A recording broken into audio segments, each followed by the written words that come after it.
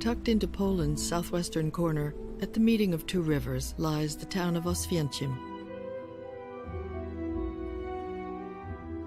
In the early 1900s, a series of barracks was built here to house immigrant workers. A seemingly minor twist in Oświęcim's story that would dramatically change its fate. In 1939, Poland is invaded, triggering World War II.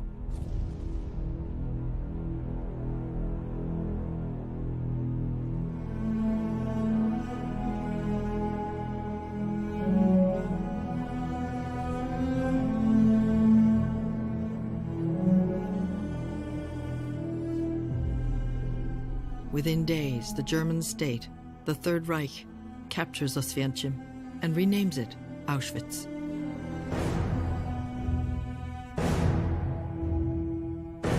The Reich rounds up thousands of political prisoners across Poland. Needing a place to hold them, the eye of the German Schutzstaffel, the SS, falls on the barracks at Auschwitz. Inmates face starvation, disease, and deadly violence. With the death toll on the rise, architects from Germany's Topf & Sons are brought in to build a crematorium.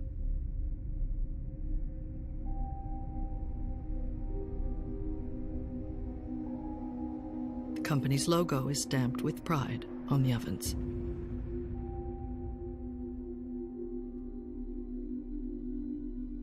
The prisoner population swells, and the Reich orders the construction of a sub-camp called Birkenau that can hold 100,000 inmates.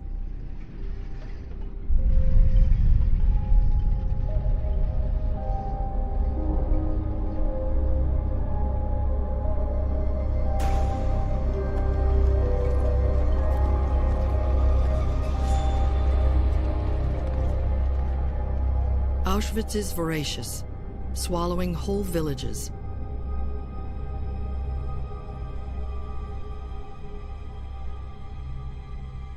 Eventually, there will be 48 subcamps, and Auschwitz will cover more land than any other camp in the Reich.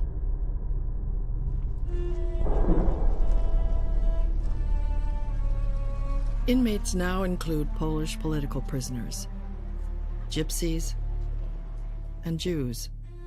But not every group will find the same fate.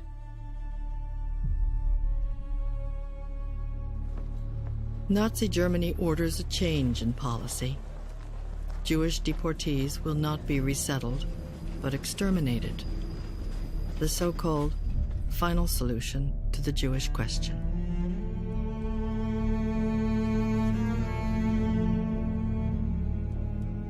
Birkenau is repurposed as an extermination center. Topf & Sons returns to help build 4 more gas chambers and crematoria. The company boasts that its facilities can kill and dispose of more than 4,000 human beings in 24 hours.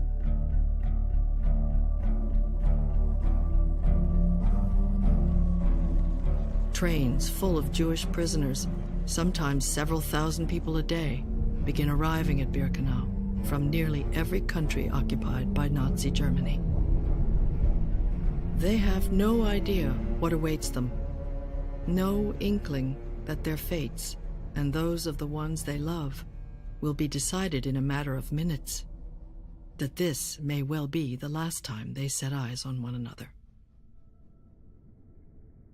A young SS officer raised his arm, and in one single movement, he sent my mom and the baby, my sister and my grandmother to his right, and then he sent me to his left. That was the very last time I saw them. The process is called selection. An SS doctor casts his eye over new prisoners, deciding whether they're able to work. There is no official standard.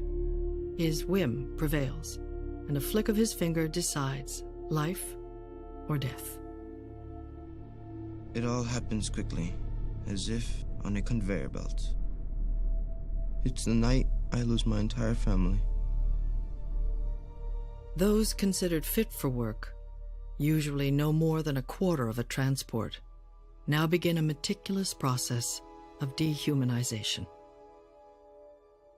The first thing is, we have to take all our clothes off. Walking among prisoners and SS soldiers, naked. It was traumatic. Our heads were shaven. We could hardly recognize one another. We are given rags in place of our clothes.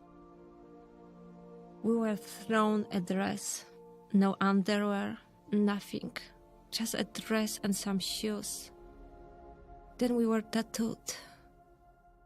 We were told, forget your name. From now on, you're a number. That's all you are.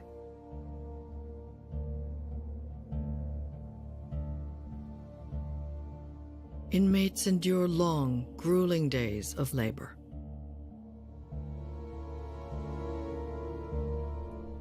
Some are forced to stand day and night in tiny cells, while others are chosen as human guinea pigs for brutal medical experiments.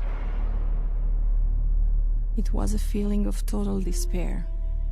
I said to myself, even if I were to sprout wings, I could not fly out of here. And then there is the cruel anguish of wondering what's happened to loved ones, those taken away during selection.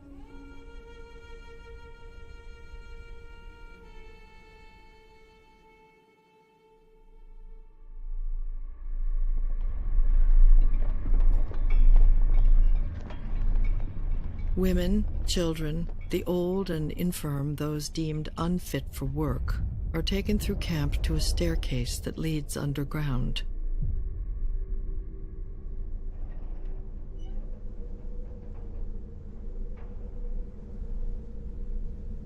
Here they are ordered to undress and told to leave their clothes on numbered hooks to be easily located after what they are told will be a shower.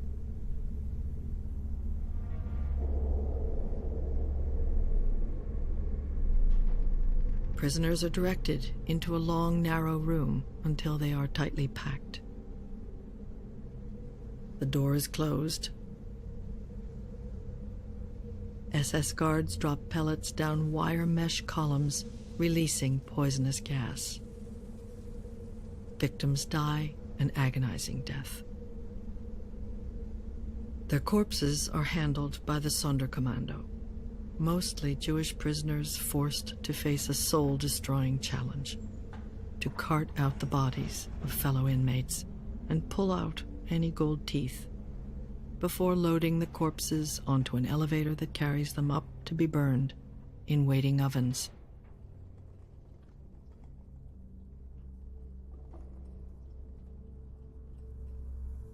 As many as 2,000 people murdered in under 20 minutes.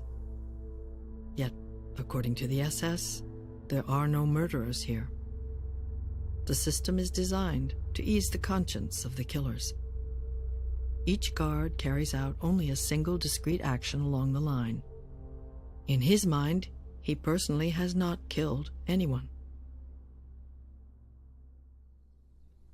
Mamma, son tanto felice perché ritorno da te. La tua canzone mi dice. Singing? Here in the extermination camp, people are still able to sing? How is it possible? Able to sing, able to draw, able to create. In the factory of death, stubborn signs of life. In a world where a person's individuality is systematically erased, here are faces rendered in exquisite detail.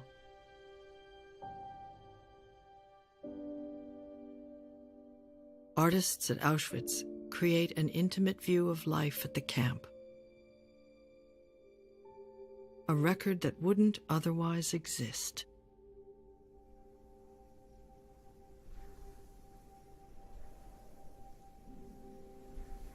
But children at Auschwitz show their own kind of resilience.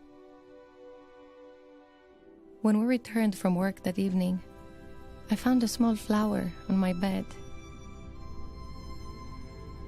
"Many happy returns," my friend Rennie wished me.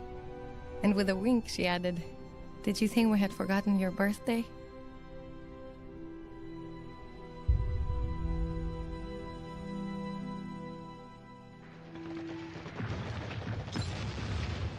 When it becomes clear that Germany is losing the war, the SS abandons the camp. To hide their crimes, guards blow up Birkenau's crematoria and destroy most records.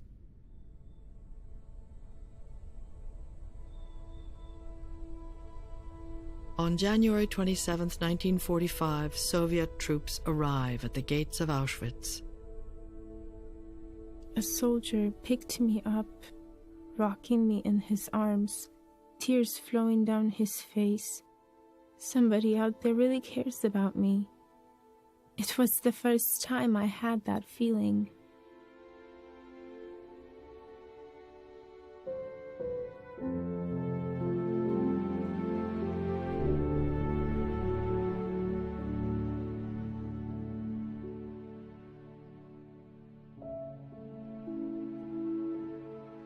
Liberation would take only a matter of hours, but comprehension would be a very different thing.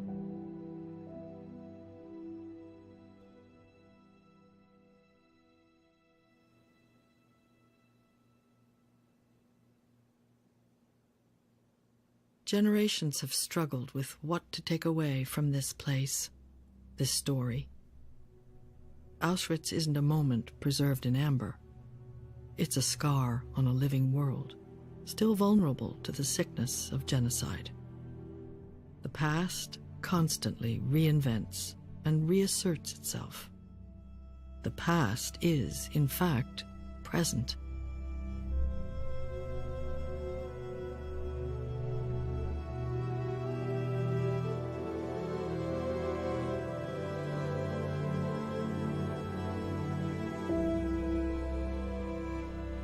Auschwitz reminds us of a powerful truth, that while the humanity of any one person can be extinguished, humanity itself cannot be. It endures, sometimes quietly. It triumphs, eventually.